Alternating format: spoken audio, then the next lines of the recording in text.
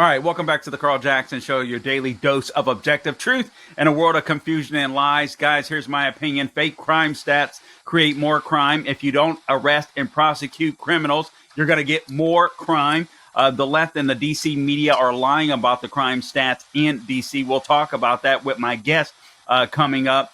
And actually, let's go to him now. I'm speaking of no one other than John Lott. More Guns, Less Crime. You know the book. crimeresearch.org. John, welcome to the program. I appreciate you coming on. Oh, it's great to talk to you, Carl. Thank you for having me on.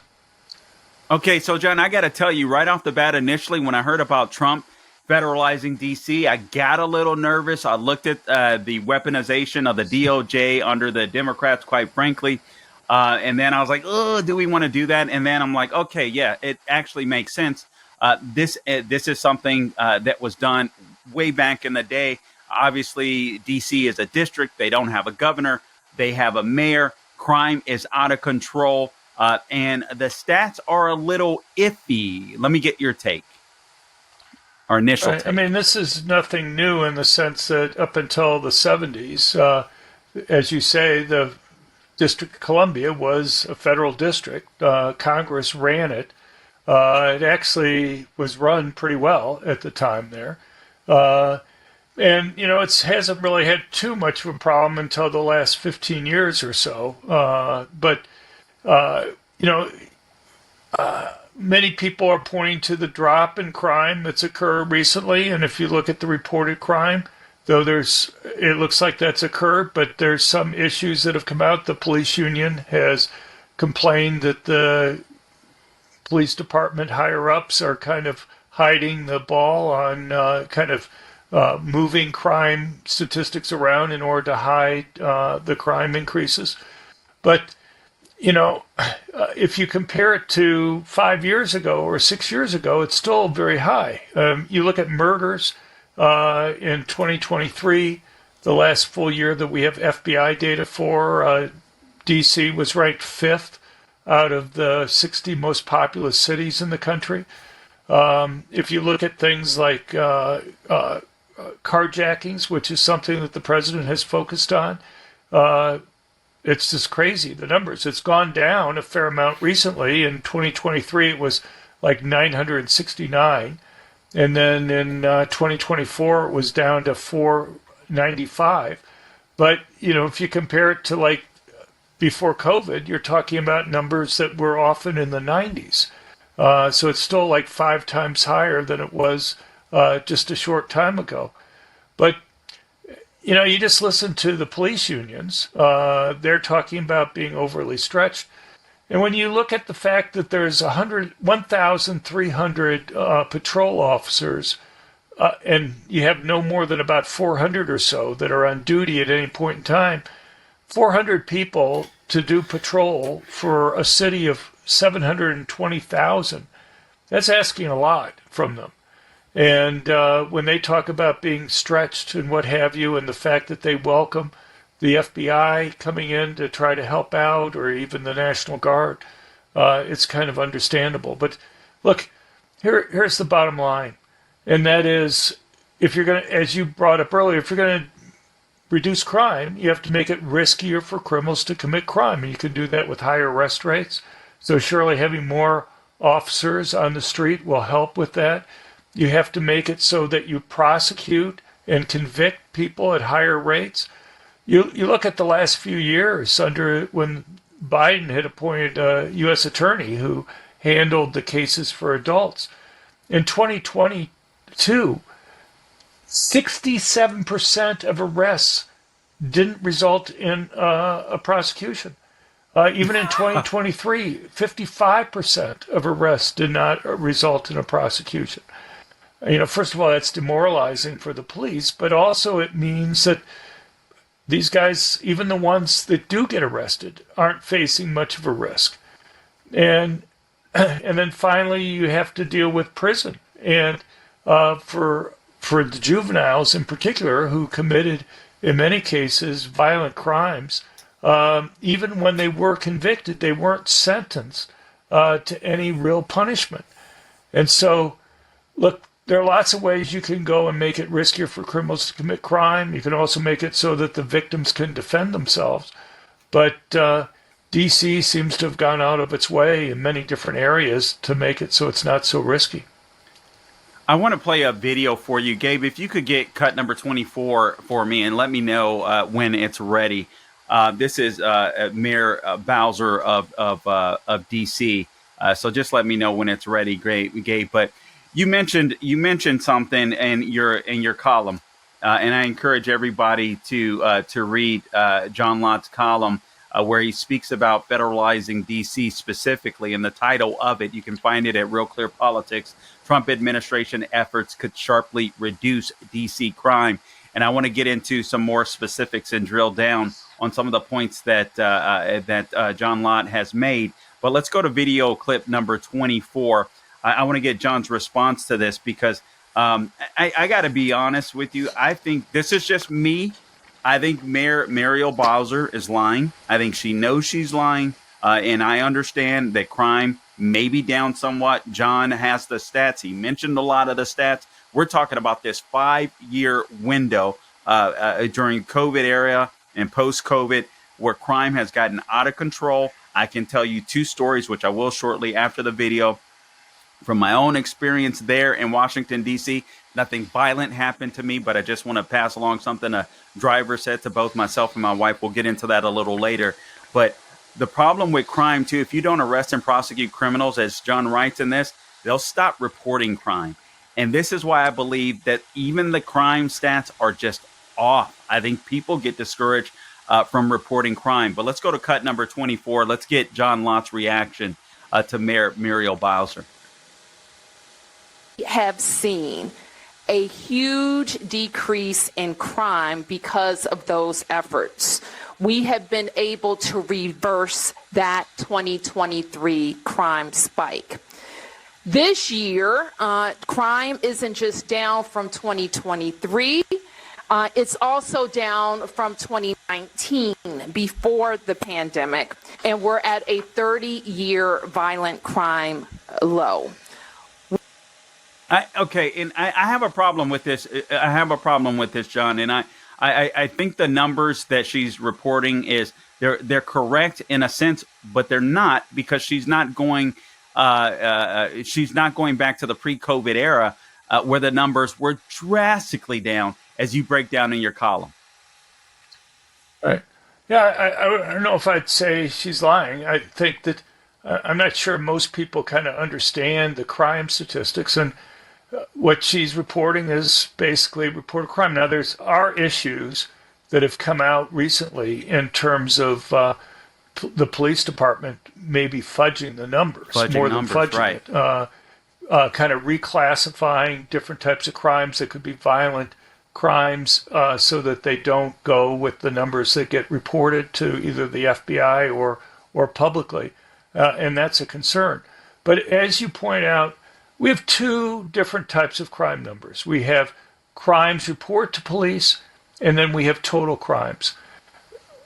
We've known for many decades that the vast majority of crimes aren't reported to police. About 40% of violent crimes are reported to police.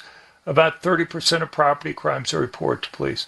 Wow. And as you correctly point out, we know how that changes over time. We know that when people don't think criminals are going to be caught and punished, they're less likely to go and report those crimes to the police. Why bother doing that? And there are other things that have happened in many parts of the country. 6 years ago, if you'd called up the police, they would send out a police car to take the report and investigate what happened. Nowadays, in many parts of the country, if you call up 911, they'll ask you if the criminal's still there, and people almost always say no, they've already left. And then what happens is they say, okay, well, you can come down to the police station and wait in line, and Wow. and then you can fill out a police report. And there are going to be some people who are going to say, look, it's just not worth the time and effort, particularly if I don't think anything's going to happen, for me to go and do that. So since COVID, kind of nationally anyway, the numbers on reported crimes and total crimes have kind of gone in different directions. The Bureau of Justice Statistics, which does the National Crime Victimization Survey, has found that during the first 3 years of the Biden administration, which is all the final data we have right now, violent crime 50 increased by seconds in this block. 55%. Wow. Wow. And honestly, it's going to get worse. I'm speaking to John Lott. Make sure you check him out on X. John, I hope you can stay with me for another segment or two, frankly, because Sure. I'd like to get through your column.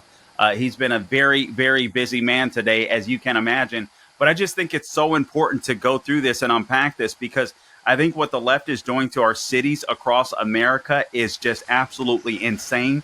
They are not safe. And I am so glad that Trump did this with DC, because I do think it's going to have an effect across the country. I think that's extremely important. And John writes about that as well. Well, more on the other side. Hey, Carl Jackson here for My Pillow. A major retail chain just canceled a massive order, leaving My Pillow with an overstock of classic My Pillows. Now it's your gain. For a limited time, My Pillow is offering their entire classic collection at true wholesale prices. Get a standard My Pillow for just $19.98. If you want more, you can upgrade to a queen size for $24.98, a king size for $29.98, snag body pillows for just $39.98, and versatile multi-use pillows for just $12.98. All you have to do is go to mypillow.com, use the promo code Carl, C-A-R-L, I don't spell it like the communists, or call 800-858-0263 to score these amazing deals. Plus, when your order totals $75 or more, you'll receive $100 in free digital gifts. No strings attached. That's right. Premium pillows at unbeatable prices and bonus gifts to top it all off. All you have to do is go to mypillow.com, promo code Carl, or call 800-858-0263, promo code Carl.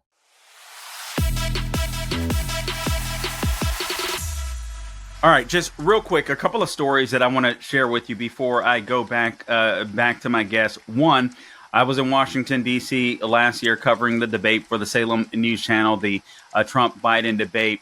I can remember this was literally caught a flight out, I think, the next morning. I mean, a very early morning flight. A gentleman picked us up right outside of the D.C. area.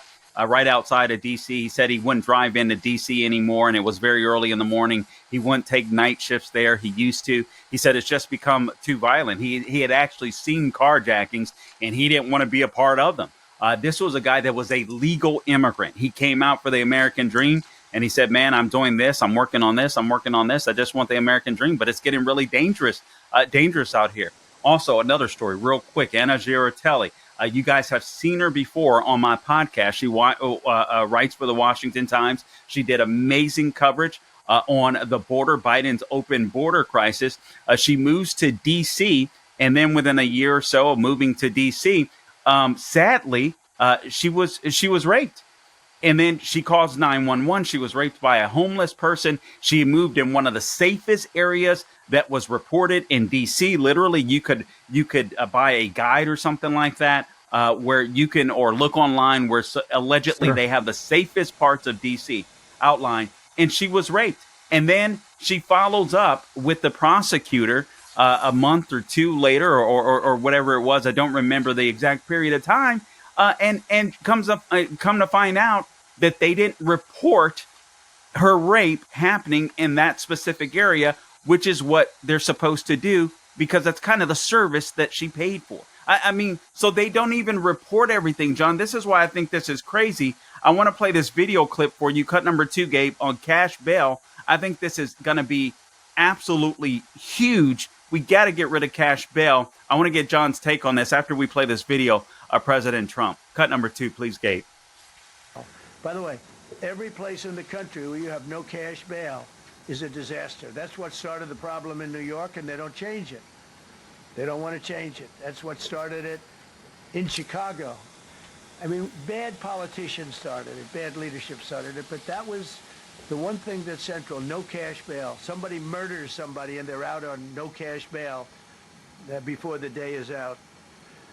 We're going to end that in Chicago. We're going to change the statute. I spoke with Pam and Todd and everybody. We're going to change the We statute. we can and I'm cut gonna it. have to We get can the cut it there, Republicans to Gabe. vote But for it. I want to get your take on that, John. How important is it to end this cash bail nonsense? What type of impact is it having on our major cities across the United States? Well, I mean, I think it's been a real problem. You have situations where criminals essentially face no additional penalty for going and committing crimes. I mean, you've had cases across the country from New York to Illinois to Michigan to California where you have criminals who have committed serious crimes, face long potential times in prison, and have been released and go out and commit more crimes.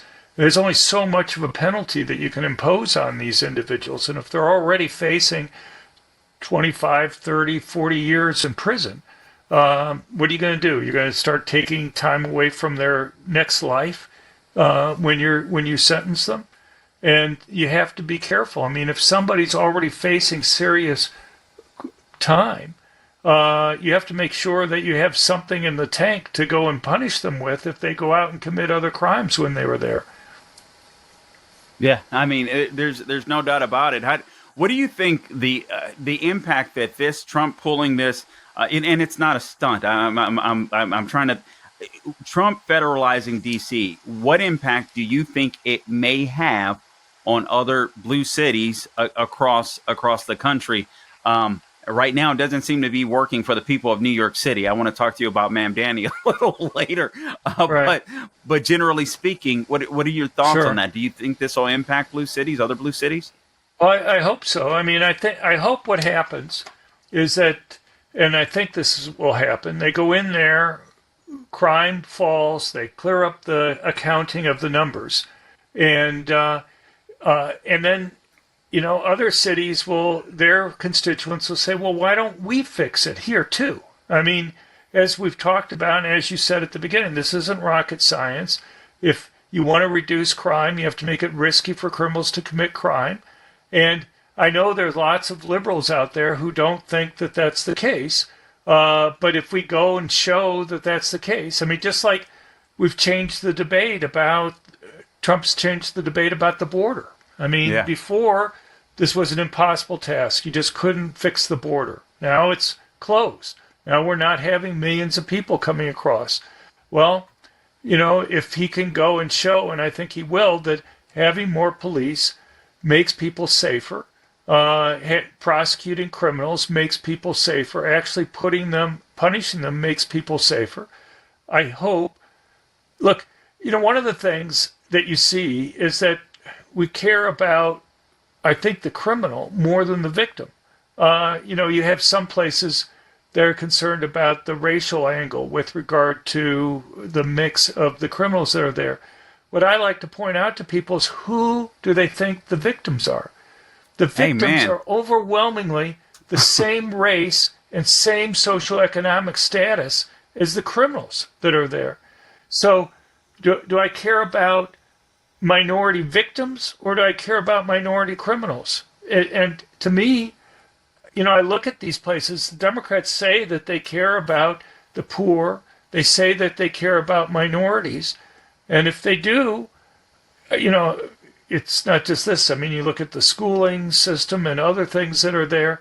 It seems to me if they really care about those groups, they would go and make sure that they take the criminals off the street. And the thing is, if you convince potential criminals that there's very high probability that they're going to be arrested and convicted, some of them may never become criminals to begin with.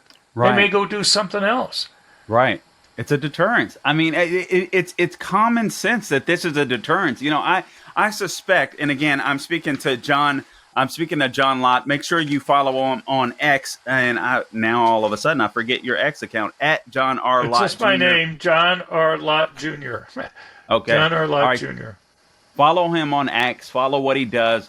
Check out crimeresearch.org to make sure you donate. Make sure you read it. Lots of good stuff there. I suspect, John, that if DC, or when DC is cleaned up, because I do believe that's part of the pushback from the left, honestly, their arguments, the no cash bail, the soft on crime policies, just fall flat in their faces, and they're absolutely terrified of this. It's sad to say. I hope that I'm wrong, but Right. the pushback that I'm seeing from the left, it's almost as if they prefer the crime, knowing who it's going to impact overwhelmingly, just because they don't want to be wrong.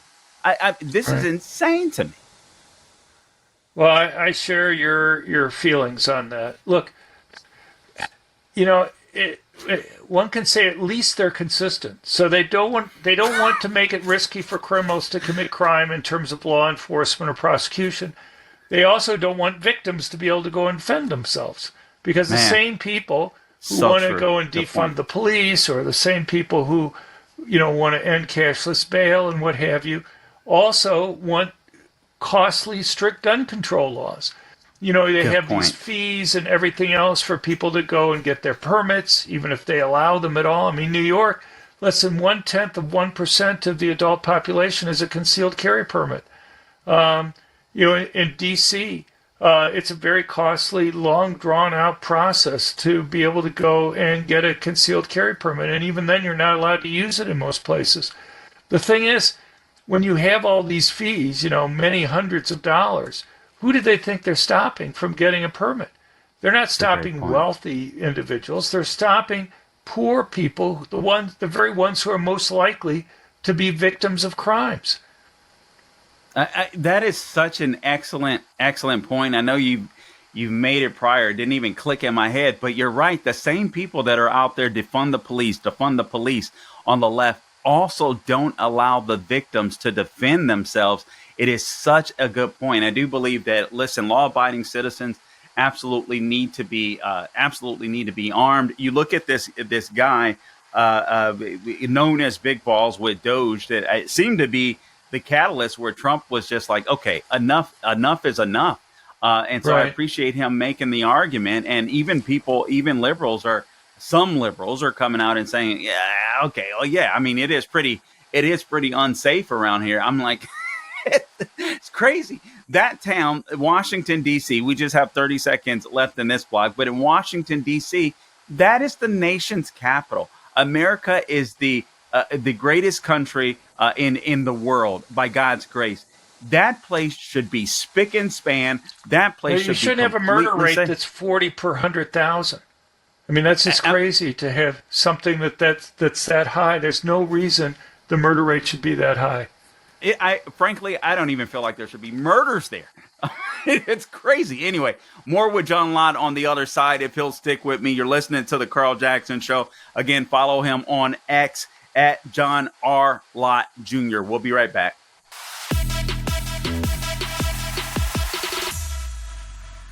All right, welcome back. I'm joined by my guest, John R. Lott Jr. Make sure you check out his website, crimeresearch.org, crimeresearch.org, crimeresearch.org. Please check him out on X at John R. Lott Jr. His latest column out, Trump administration efforts could sharply reduce D.C. crime. Buy his books. He's very well known for his book, More Guns, Less Crime. He has several books out there. These are reference books that I think you want to have on your bookshelf.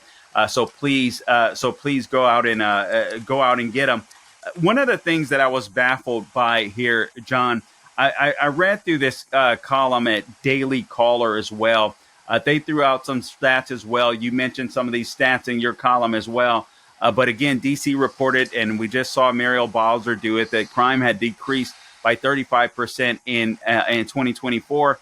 They cited local police data, but that data leaves out crimes such as felony and aggravated assault. They also leave out crimes of juveniles.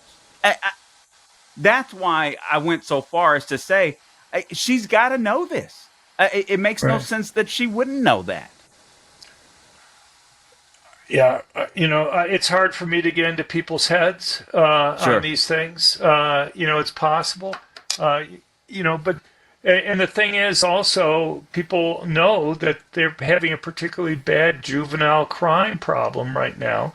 So and that's because the juveniles aren't being punished. It's one of the things that Judge Janine has tried to emphasize and has asked for changes in the law to go and make it so that the U.S. attorney can go and take those types of cases. Because right now, the U.S. attorney only deals with cases involving adults. But, you know, the major media is kind of ignoring the corruption that the police union has accused the police department of having in terms of reclassifying different types of crimes from certain levels that would be included in the crime statistics to those that aren't included. Right. You know, that's very troubling that you have that, and it's not obvious why the police union would be and its members would be making those types of things. In fact, one police captain had to be kind of suspended while the investigation's occurring with regard to this. But police officers have given stories about how they've been pressured in their police reports to reclassify crimes so that they wouldn't be included in the totals that were there. And honestly, I mean, there's a situation that played out here locally where I live in Florida, and I won't get into it now. I mean, but there's allegations. I'll put it that way. That this isn't something that's new, particularly when it comes to blue cities. Now, I live in a red state, but I live in a very blue county. And there were rumors in the past that numbers were fudged by a prior sheriff to make his numbers look better. And honestly, you go downtown and you can see the story. Crime is out of control. Homelessness has skyrocketed. It's absolutely insane. So I just feel like this is probably something that happens oftentimes in blue cities, because who would go there? Nobody would feel safe. As more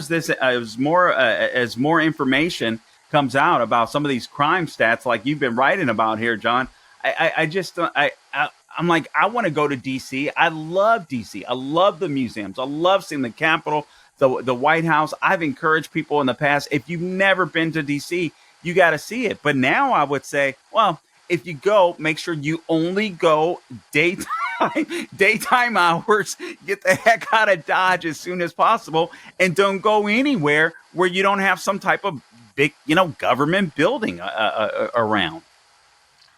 Right. Well, the government building part is important.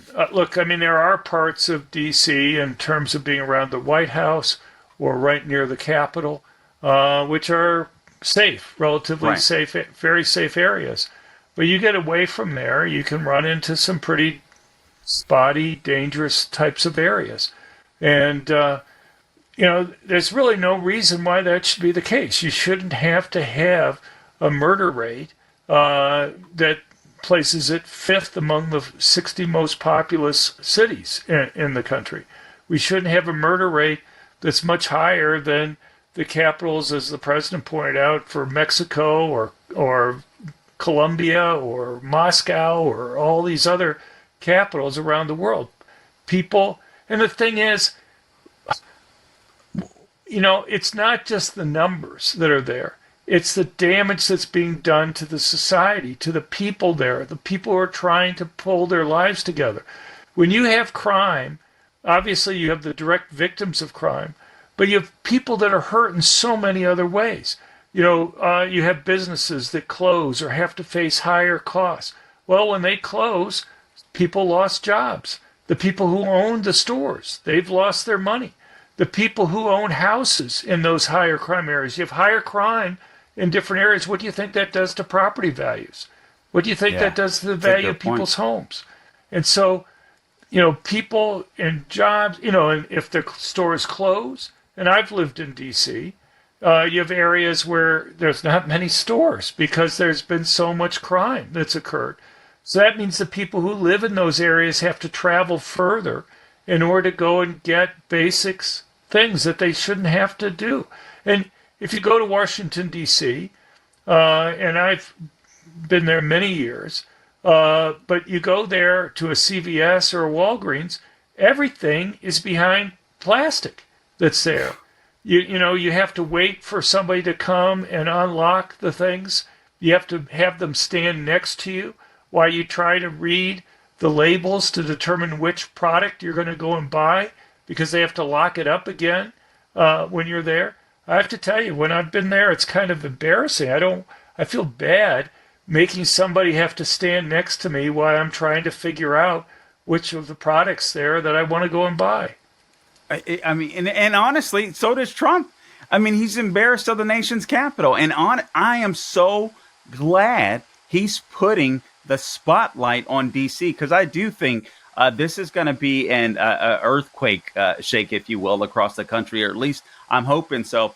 We only have about 3 minutes left. Again, I'm speaking to John Lott. Go out and get his book, More Guns, Less Crime. Check out his website, crimeresearch.org, crimeresearch.org. crimeresearch.org. You can follow him on X at John R. Lott Jr. Let me just real quick shift to Mamdani in New York City. Giuliani, New York City had Mayor Giuliani. I mean, it was I believe it was the broken windows, or making sure that homeless people couldn't go out in the middle of the street and squeegee your car and all that kind of.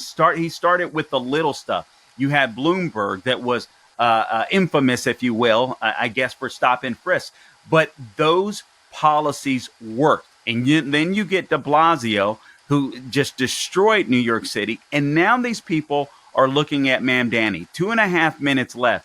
What do you think New York City will look like crime-wise if this guy gets elected, John? Well, I mean, it's not going to be good. I mean, he's kind of changed his tune. Obviously, a few years ago, he was a strong defunder of the police. He just thought we could get rid of the police. More recently, he's wanted to replace police officers with social workers. During the campaign now, he said, well, he's not going to cut the number of police.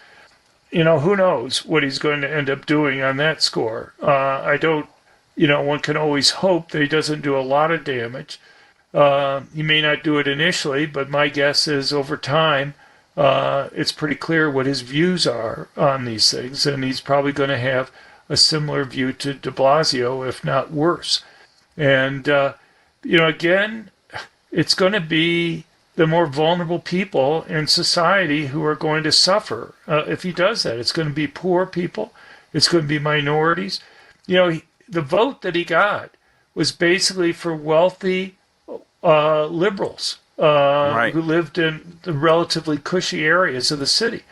The people who were poor, the people that were in heavily minority areas, didn't vote for him. You look at surveys, and basically poor minorities in cities strongly support more police, because they're the ones who are most likely affected by the crime that's there. And so, unfortunately, the polls seem to have him, Mamdani, at 50%, or I just saw one today from Siena, had him at 44%. But he was like 20 percentage points ahead of the next highest ranking one, which was Cuomo. Oh, man, that is so discouraging. I know there's a lot of people that say, listen, let New York get what they deserve, but that's not what I want. What I want, I don't want that to see, happen to anybody. Exactly. I don't want that. Thank you for making that point. It's such a good point and a basic point. I don't want people to fall prey and be victims of violent crime. And I'm not convinced that they'll necessarily wake up. Look at Washington, D.C. It's taken Trump to shake it up. But anyway, we're just out of time. Guys, please go out and get More Guns, Less Crime. Go out and check out the website, crimeresearch.org, crimeresearch.org. John R. Lott Jr., thank you so much for your time. Really appreciate you. Thank you, Carl.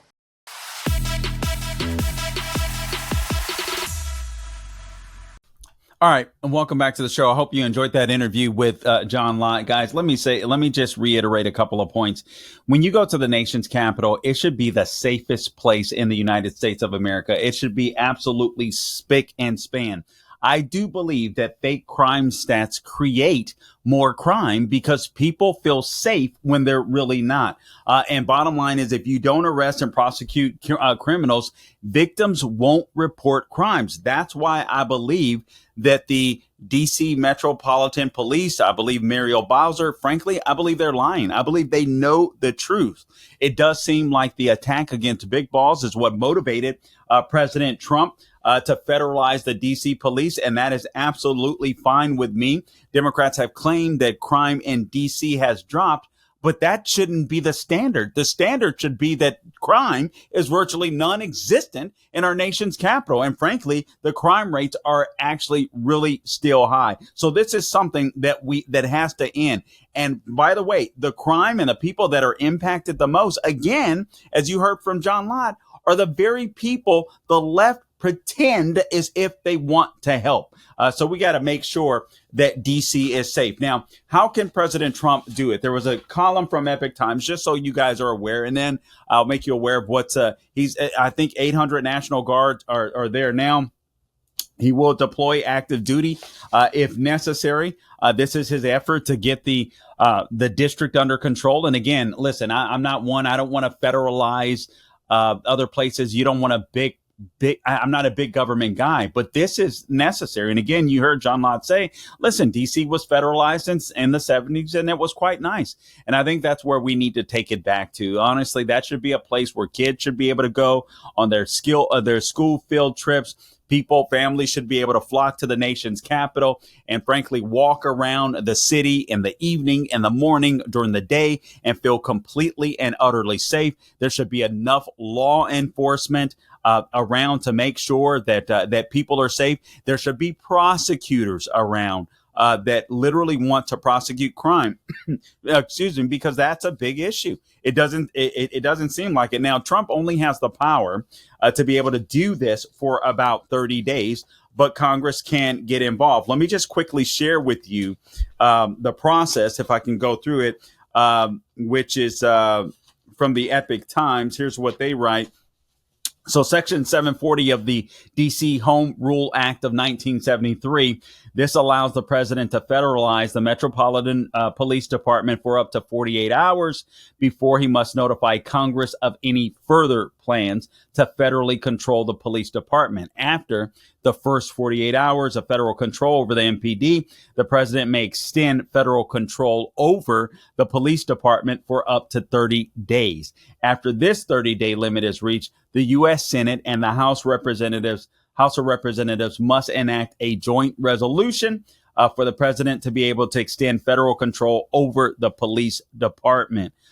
So anyway, Congress is currently in recess. They're not scheduled to return until September 2nd. But within this time frame, they come back. They can vote on this. They need to go ahead and federalize D.C. Again, that should be the safest place in the United States of America. It should be the cleanest place in the United States of America. It is a representation of who we are. It is a representation of our history, our strength, and so in our exceptionalism. And so it should be exceptional in every which way.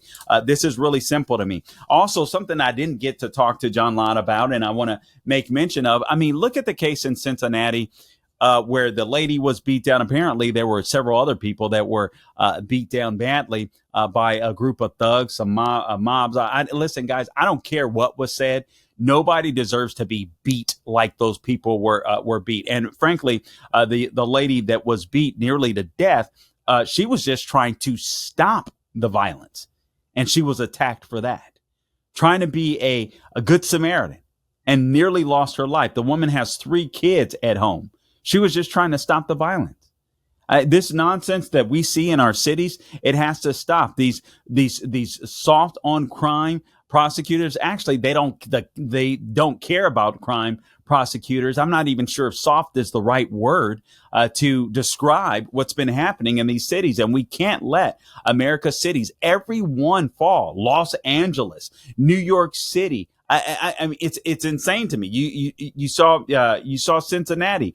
We see Chicago. Our major cities. We cannot continue to allow this to happen in these cities. And I know people vote for this stuff over and over again. It's absolutely insane to me. But I give Trump kudos, man. This is something that I think it has to be cleaned up. Oh, Carl, this is just a distraction from Epstein. Don't be silly. Don't be silly. The left wants to talk about Epstein and everything else except their policies, because their policies are killing people, destroying lives, literally, literally. I mean, you think of, again, you have this Doge young man known as Big Balls that was attacked there. Oh, Carl, the only reason that Trump paid attention is because he's white. No, he paid attention because it was right in front of his face. Sometimes people have to see stuff, frankly, right in front of their face. And every government employee there, I want them to be safe personally. Don't you? Every American that visits there, I want them to be safe. I want their families to be safe. Don't you? I don't want juveniles running around, terrorizing the city. I mean, that's insane. There needs to be curfews there. It drives me nuts. It's insane to me. I want to go to a video clip. This is video clip number 25, if you would, Gabe. And then I want to go to video clip number 27. But the left's answer to everything, even when it comes to blue city crime and the people that are mostly impacted by these Democratic run cities, they're going to be blacks. They're going to be other minorities. Again, you have white liberals that are that call or cry foul. But the bottom line is they're not in the heart of the city. They're not the ones that are often impacted, but they just want to, they just want to virtue signal. They want to feel good about themselves. Damn the people that are actually experiencing the crime. You heard John Lott mention earlier that, these same people that cry out defund the police movement are the same people that says, all right, these little peons can't defend themselves either. I mean, they're limousine liberals, if you will. They can speak with such authority when they're high on their perch and they're safe from crime. Well, let's go to a couple of clips if we have time. Let's go to clip number 25, because inevitably the left is always going to play the race card, despite the fact that many black people are being carjacked, hurt, murdered, or what have you. But this is what the left does. Cut number 25, por favor, Gabe. One of the things that we have seen over and over from the president, from his team, Stephen Miller saying it's like Baghdad in Ethiopia. They seem to hold their harshest criticism sometimes for cities that are majority black and brown. Do you see that, and what do you think that means? I think that I have been dealing kind of with this issue for a number of years. It's kind of easy fodder on the campaign trail. But now we're talking about governing, and my job is to focus on making. All right, let's cut it. And she's done a horrible she's done a horrible job of governing. And Tito, I mean, in that clip there, I don't even know who that guy is. But what an asinine question. It's always about color. And it's funny to me. These people are never concerned, again, about the victims of these crimes that oftentimes happen to be minorities. I don't like using people of color. I believe that's a communist phrase that the left intentionally uses.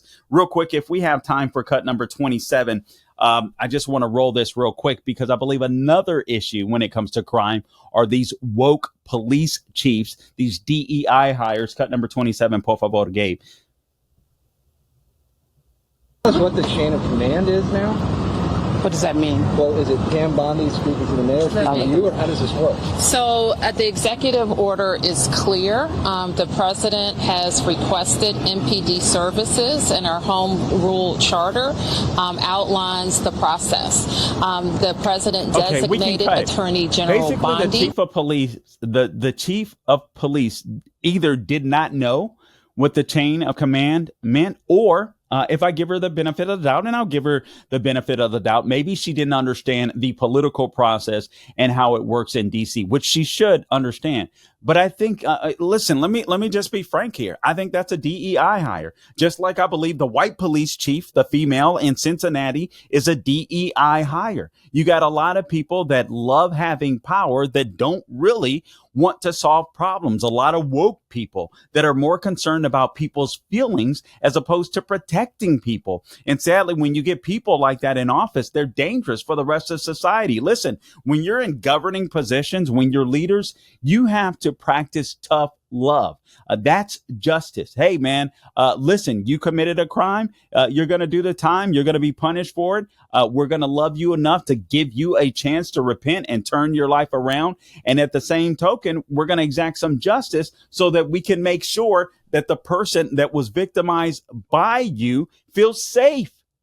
And in that way, justice is love. And you have to exact justice when it comes to crime. I think Trump did the right thing, is doing the right thing by federalizing D.C. I hope it spreads like a cancer to other blue cities. Until next time, don't grow weary doing good.